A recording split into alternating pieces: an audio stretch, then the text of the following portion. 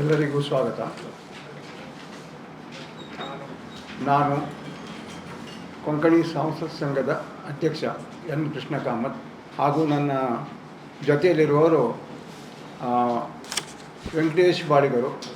ಇವರು ಕೊಂಕಣಿ ಮಾಜಿ ಅಧ್ಯಕ್ಷರು ಮತ್ತು ನನ್ನ ಬಲಬದಿಯಲ್ಲಿ ನಮ್ಮ ಸೆಕ್ರೆಟರಿ ಎಂ ಮಂಜುನಾಥ್ ಕಾಮತ್ ಅವರಿದ್ದಾರೆ. ಎಡಬದಿಯಲ್ಲಿ ಉಪಾಧ್ಯಕ್ಷರಾದ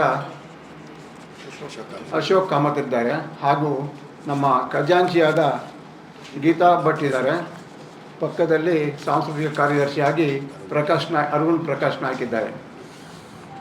1981ರಲ್ಲಿ ದಿವಂಗತ ಜಿ ವಾಸಪ್ರಭು ಅವರು ಸ್ಥಾಪಿಸಿ ಕೊಂಕಣಿ ಭಾಷೆ ಹಾಗೂ ಸಂಸ್ಕೃತಿ ಸಾಹಿತ್ಯದ ಸೇವೆಯಲ್ಲಿ ತೊಡಗಿರುವ ಕೊಂಕಣಿ ಸಾಂಸ್ಕೃತಿಕ ಸಂಘವು ಆಗಸ್ಟ್ 23, 2026 ರವಿವಾರವಂದು ಸಂಜೆ 4 ಗಂಟೆಗೆ ಮಂಗಳೂರಿನ ಅಂಬೆಂಬಳ್ ಸುಬ್ಬರಾವ್ ರಸ್ತೆಯ ಕೆನರಾ ಶಾಲೆಯ ಶ್ರೀ ಸುಧೀಂದ್ರ ತೀರ್ಥ ಸಭಾಗೃಹದಲ್ಲಿ ಕೊಂಕಣಿ ಮಾನ್ಯತಾ ದಿನವನ್ನು ಆಚರಿಸುತ್ತಿದ್ದೇವೆ.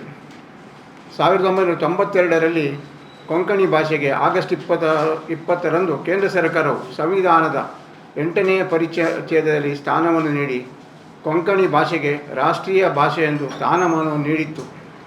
ಅಂದಿನಿಂದ ದೇಶವಿಡೀ ಕೊಂಕಣಿ ಭಾಷಿಗರು ಈ ದಿನವನ್ನು ಕೊಂಕಣಿ ಮಾನ್ಯತಾ ದಿನವೆಂದು ಆಚರಿಸಿಕೊಂಡು ಬರುತ್ತಿದ್ದಾರೆ. ಈ ವರ್ಷ ಕೊಂಕಣಿ ಸಾಂಸ್ಕೃತಿಕ ಸಂಘವು ಕೊಂಕಣಿ ಮಾನ್ಯತಾ ದಿನದೊಂದಿಗೆ ಸ್ಥಾಪಕ ದಿವಂಗತ ಜಿ ವಾಸಪ್ರಭು ಸಂಸ್ಮರಣಾ ದಿನವನ್ನು SL Shet jewellers and diamond ಹೌಸ್ನ ಪ್ರಶಾಂತ್ ಶೆಟ್ ಇವರು ಮುಖ್ಯ ಅತಿಥಿಯಾಗಿ ಭಾಗವಹಿಸಿ ಕೊಂಕಣಿ ಭಾಷೆ ಹಾಗೂ ಸಾಹಿತ್ಯಕ್ಕೆ ಅನುಪಮ ಸೇವೆ ಸಲ್ಲಿಸಿದ ಡಾಕ್ಟರ್ ವೆಂಕಟೇಶ್ ನಾಯ್ಕ್ ಮತ್ತು ಶ್ರೀಮತಿ ಚಂದ್ರಿಕಾ ಮಲ್ಯ ಇವರಿಗೆ ಎಂ ರಘುನಾಥ್ ಶೇಟ್ ಸ್ಮಾರಕಾರ್ಥ ಕೊಂಕಣಿ ಸಾಂಸ್ಕೃತಿಕ ರಾಯಭಾರಿ ಪ್ರಶಸ್ತಿ ನೀಡಿ ಸನ್ಮಾನಿಸಲಿದ್ದಾರೆ. ಶ್ರೀಮತಿ ಮಿತ್ರಾ ಮೋಹನ್ ದಾಸ್ ಪ್ರಭು ಅವರು ಗೌರವಾನ್ವಿತ ಅತಿಥಿಗಳಾಗಿರುತ್ತಾರೆ. ಕೊಡಿಯಾಲ್ ಖಬರ್ ಸಂಪಾದಕ ಶ್ರೀ ವೆಂಕಟೇಶ್ ಬಾಳಿಗ ಮಾವಿನ ಕುರುವೆ ಕೊಂಕಣಿ ಮಾನ್ಯತಾ ದಿನದ ಸಂದೇಶ ನೀಡಲಿದ್ದಾರೆ ಎಂದು ಕೊಂಕಣಿ ಸಾಂಸ್ಕೃತಿಕ ಅಧ್ಯಕ್ಷರಾದ ಶ್ರೀ ಕೃಷ್ಣ ಕಾಮತ್ ತಿಳಿಸಿದ್ದಾರೆ. ಕಳೆದ 4 ದಶಕಗಳಿಂದ ಕೊಂಕಣಿ ಭಾಷೆ ಮತ್ತು ಸಂಸ್ಕೃತಿಯ ಸೇವೆ ನೀಡುತ್ತಿರುವ ಕೊಂಕಣಿ ಸಾಂಸ್ಕೃತಿಕ ಸಂಘವು ಹಲವು ವರ್ಷಗಳಿಂದ ಕೊಂಕಣಿ ಯಕ್ಷಗಾನ, ನಾಟಕ, ಭಜನಾ ಪ್ರದರ್ಶನಗಳನ್ನು ನೀಡುತ್ತಾ ಬಂದಿದ್ದೇವೆ.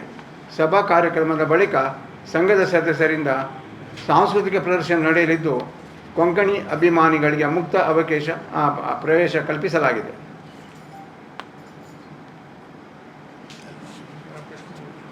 ಸರ್, ಏನಾದರೂ ಕೇಳಲಿಕ್ಕಿದೆ, ನಿಮಗೆ ಪ್ರಶ್ನೆ ಕೇಳಲಿಕ್ಕಿದ್ರೆ ಕೇಳಿ. Any questions?